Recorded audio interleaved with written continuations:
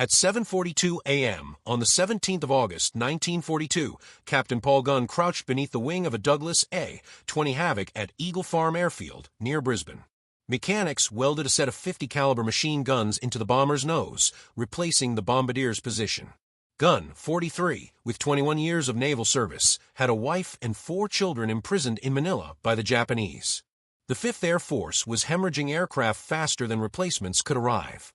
In July alone, the 3rd Attack Group had lost 11 A-20s while attempting high-altitude strikes on Japanese convoys. The bombers failed to hit moving targets from the heights, and when they tried lower, Japanese deck gunners shredded them. Captain Ed Lehner had recently witnessed 3 crews immolated in the Coral Sea.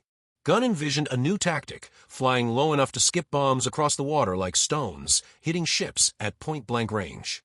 Survival during approach required suppressing the ship's guns with overwhelming forward firepower. This meant converting bombers into strafers. The problem was the A-20's original armament, for 30 caliber machine guns in the nose, ineffective against ship armor. Gunn needed 50 caliber weapons, for mounted where the bombardier sat, delivering a combined 1,700 rounds per minute.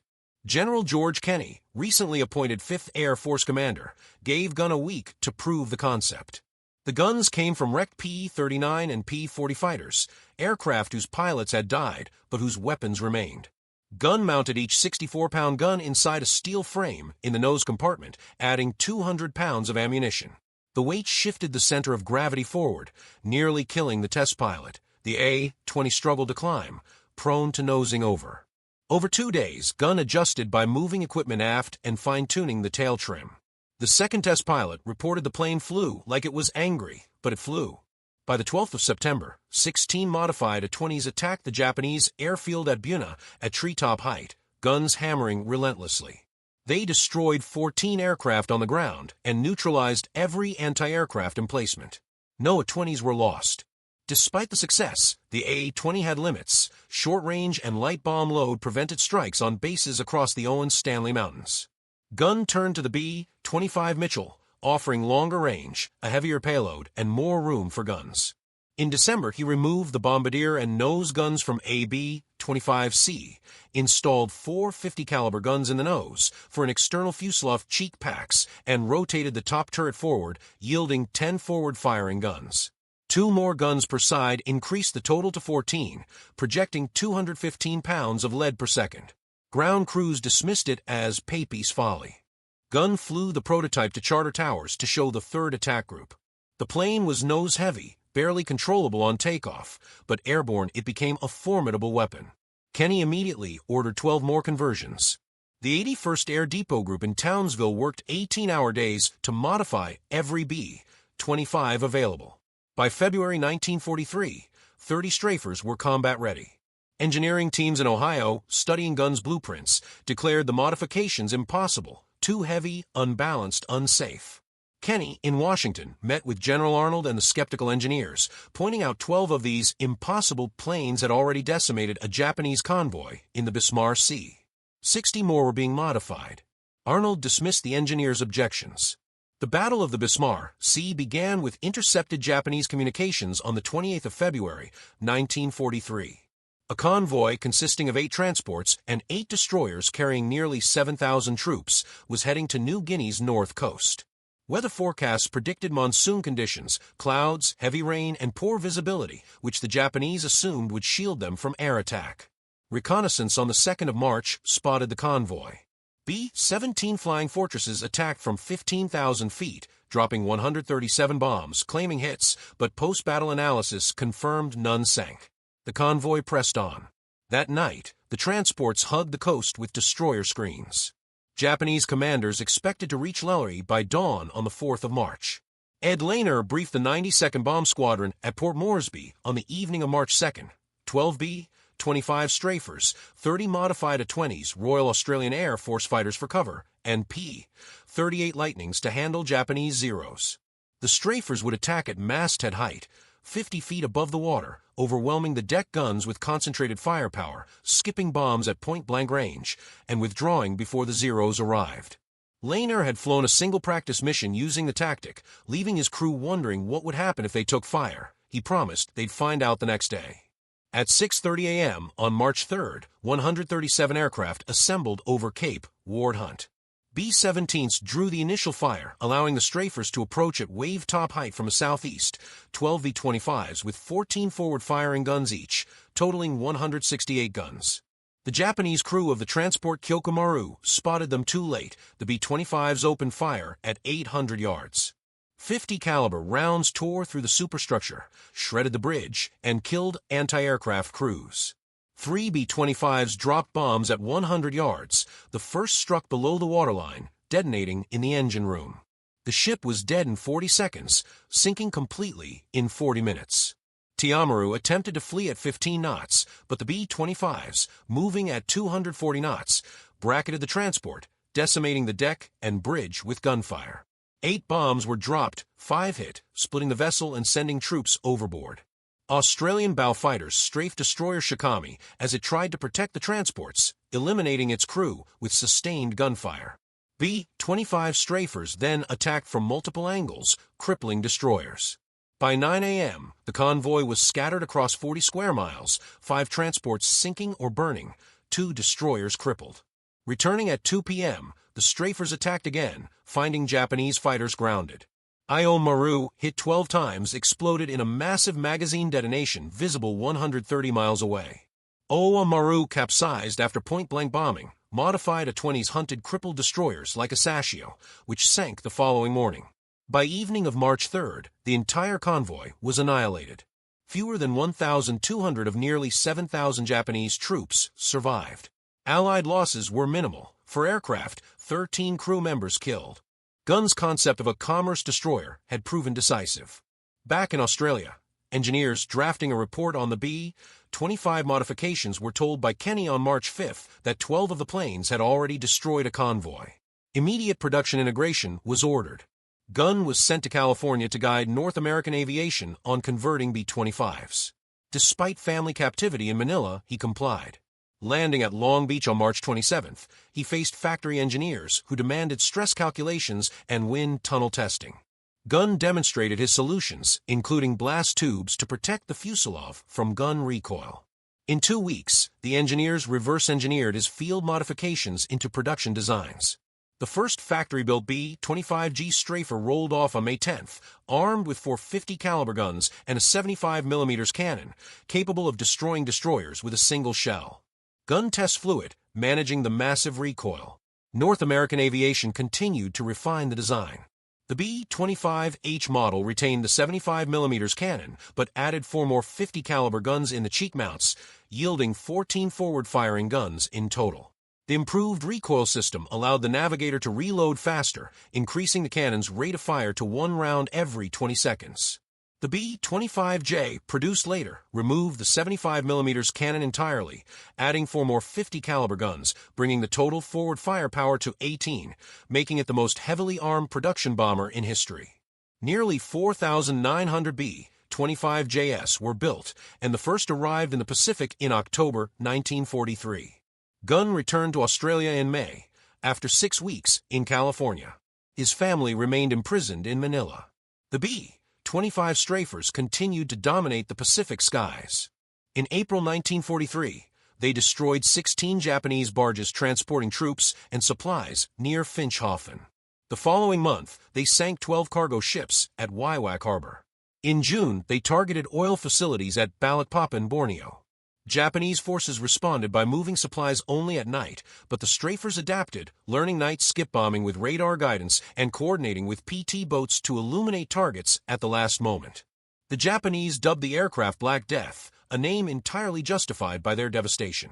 On the 2nd of November 1943, Major Ben Fridge led 4 squadrons of B-25 strafers, 59 aircraft among a total of 137 Allied planes, into Rabel Harbor, where 38 Japanese vessels were anchored, including cruisers, destroyers, tankers, cargo ships, and minesweepers. The strafers struck at masthead height through phosphorescent smoke, disorienting the anti-aircraft gunners. Attacking from multiple directions simultaneously, they inflicted severe damage within 15 minutes. 30 ships hit, 5 sunk outright, 12 irreparably damaged. Rabel Harbor was effectively neutralized as a forward supply base. Gunn flew that mission himself, Though at 44, he was not required to participate in combat. His motivation was deeply personal, driven by the hope of reaching his family. By late 1943, intelligence reports from a Santo Tomas internment camp painted a grim picture: rations cut, medicine scarce, prisoners dying of malnutrition and disease. The Japanese commander threatened execution if Allied forces approached Manila. Gunn expressed his intent to fly the first mission over the city during liberation, a promise Kenny honored. The B-25 strafers continued evolving through 1944. Some carried 8 5-inch high-velocity rockets. Others were equipped with napalm tanks or parafrag bombs, small fragmentation bombs with parachutes, allowing extremely low-altitude deployment without self-damage. The most effective strategy became combined strikes. High-altitude B-24 liberators forced defenders to look up, while low-flying strafers arrived before the gunners could adjust. Between January and August 1944, 5th Air Force strafers destroyed 947 Japanese aircraft on the ground, sank 273 ships, and killed approximately 38,000 soldiers. Gunn continuously refined the aircraft, adding fuel tanks to extend range, improving gun cooling systems, and devising faster ammunition loading techniques. Some B-25s in the Pacific were uniquely modified under Gunn's direct oversight, tailored to missions in real time. Other theaters adopted his innovations. The Mediterranean B-25s struck German convoys, and the China-Burma-India theater modified B-25s attacked Japanese supply lines along the Burma Road. The liberation of Manila commenced on the 20th of October, 1944, with the city's full liberation occurring 3 months later. Gunn's family had been in captivity nearly 3 years. By then, he was flying multiple missions daily, undeterred by age or danger. On the 27th of November, 1944, Japanese bombers struck Tacubon Airfield at 3:30 a.m., 56 Mitsubishi J-4M Betty bombers escorted by Zeros. Gunn, reviewing mission plans nearby, was thrown off his feet by the blast, sustaining shrapnel wounds to his leg and shoulder. Despite severe injury and the medical officer's insistence on surgery, Gunn attempted to check his aircraft before collapsing. The hospital confirmed an arterial injury. Doctors estimated a 6-month recovery minimum, qualifying him for medical retirement. At 45, with 26 years of combined service, he insisted on remaining in the fight until his family was free. The Battle of Manila erupted on February 3, 1945. Intense urban combat saw American forces progressing block by block. That day, Santo Tomas internment camp was liberated, freeing 3,700 Allied prisoners. Gunn found his wife Polly weighing only 89 pounds, his daughter Julia 63, his son Nathaniel suffering from malaria, and his youngest daughter with dysentery. Despite medical orders forbidding combat, Gunn flew to Manila on February 4th with a bandaged leg and a cane. His reunion with his family lasted 4 hours before he returned to Lee Airfield. Meanwhile, the B-25 strafers continued flying missions, striking Japanese positions, destroying aircraft, and sinking ships, with crews benefiting from Gunn's modifications. By the war's end, North American aviation had built 9,600 B-25 Mitchell bombers, nearly 5,000 modified with Gunn's forward gun packages. These aircraft sank over 800 Japanese ships, destroyed more than 2,000 aircraft on the ground, and killed an estimated 85,000 soldiers. Gunn's commerce destroyer concept, initially deemed impossible, became the most effective anti-shipping weapon in the Pacific theater. Despite never flying combat again due to his leg wound, Gunn retired as a full colonel on June 30, 1948, with medical disability. At 48, he returned to civilian life, rebuilding Philippine Airlines, which had ceased operations during the war. Beginning with 3 surplus C-47 transport aircraft in 1946, he expanded the airline to cover the entire archipelago, eventually adding DC-3s, DC-4s, and Convair 340s. By 1956, Philippine Airlines had international routes, including San Francisco. Gunn remained active, constantly flying, embodying the principle that movement ensured survival.